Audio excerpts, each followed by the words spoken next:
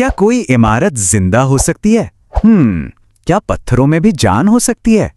आज हम भारत के एक बहुत ही प्राचीन मंदिर मुंडेश्वरी की यात्रा पर निकलेंगे। एक ऐसी जगह जहां विज्ञान के नियम काम करना बंद कर देते हैं और पौराणिक कथाएं सच होती नजर आती हैं। जी हां, एक ऐसी जगह जो इतनी शक्तिशाली है कि इसने बड़े बड़े शोधकर्ताओं को भी सोचने पर मजबूर कर दिया है।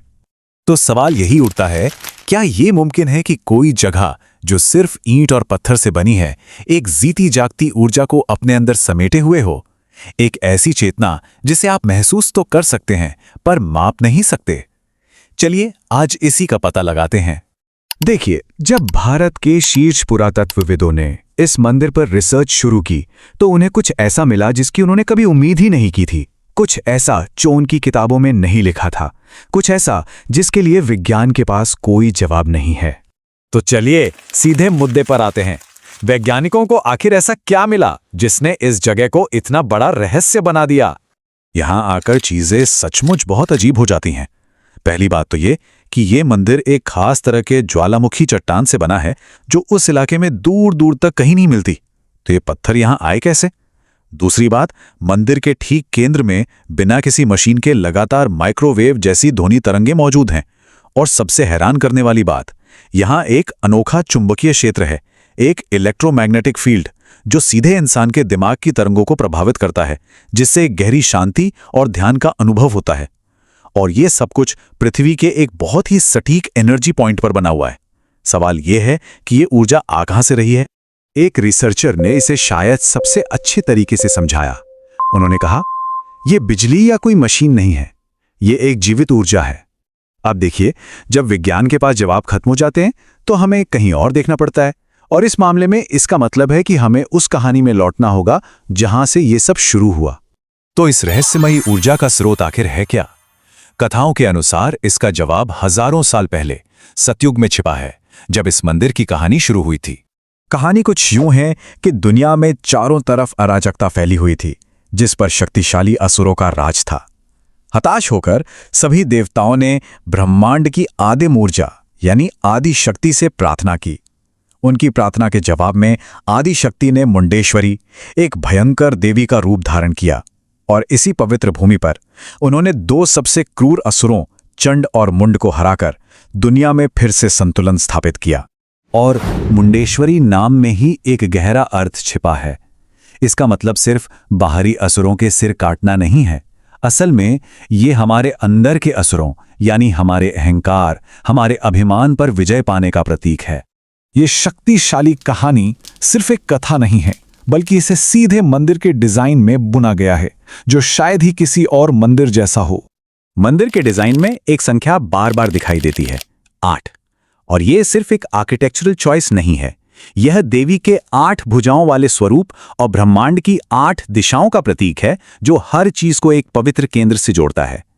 इस तुलना से पता चलता है कि ये जगह कितनी अविश्वसनीय रूप से अनोखी है। इसका 8 कोनों वाला डिजाइन, एक ही गर्भगृह में पुरुष और स्त्री ऊर्जा यानी शिव और शक्ति का एक साथ होना, और ये तथ्य कि ये मंदिर सदियों के हमलों और विनाश से बचा रहा, ये सब बातें इसे भारत के सबसे महत्वपूर्ण आध्यात्मिक स्थलों में से एक बनाती हैं। लेकिन एक मंदिर सिर्फ पत्थर और कहानियों से कहीं बढ़कर होता है ना?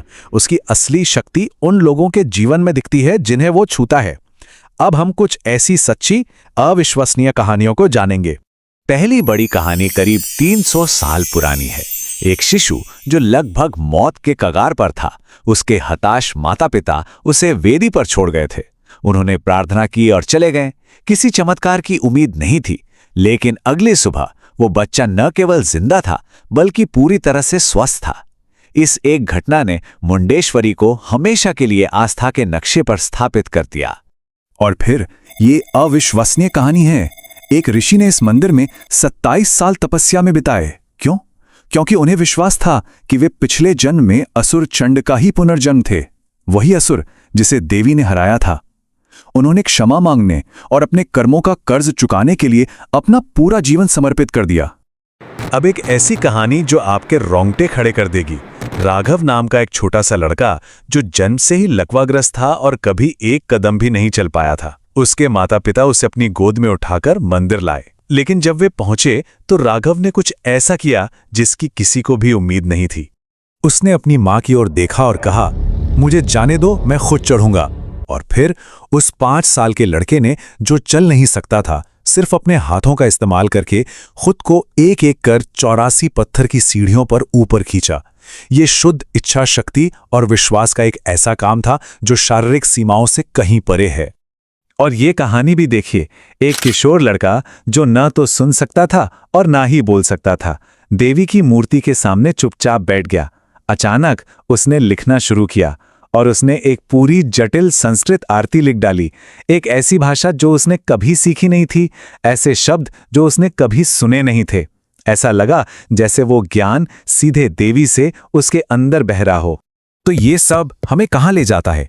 ये वैज्ञानिक विसंगतियां, ये प्राचीन कथाएं, ये आधुनिक चमत्कार, इन सब का आखिर मतलब क्या है? ऐसा लगता है कि अंतिम जवाब खुद यात्रा में ही छिपा है, खास तौर पर मंदिर तक जाने वाली उन 84 सीढ़ियों में। ये 84 सीढ़ियां सिर्फ पत्थर से नहीं बनी हैं, वे एक आध्यात्मिक यात्रा का प्रतीक हैं। हर कदम एक सांसारिक मोह को छोड़ने, एक डर को दूर करने का प्रतीक है।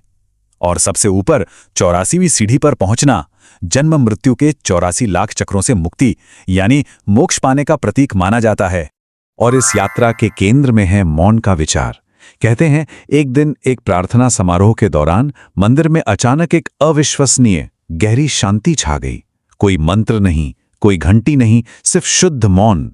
आज भी इस मौन आरती का पालन किया जाता है, जो एक शक्तिशाली याद दिलाता है कि सबसे गहरा संबंध हमेशा शब्दों में नहीं बल्कि हमारे अंदर की शांति में मिलता है। और अंत में यही मुंडेश्वरी का असली रहस्य है। यहाँ की शक्ति सिर्फ बाहरी चमत्कार देखने के बारे में नहीं है, यह हमारे भीतर के असुरों पर, हमारे अहंकार पर, हमारे डर पर और उन सभी चीजों पर जो हमें पीछे रखती हैं, विजय पाने के बारे में है। तो हम आपको इसी सवाल के साथ छोड़ जाते हैं, क्या सच्ची शक्ति हमारी किस्मत को बदलने में है या खुद को बदलने का साहस खोजने में? मुंडेश्वरी मंदिर हमें सिखाता है कि शायद ये दोनों एक ही बात है।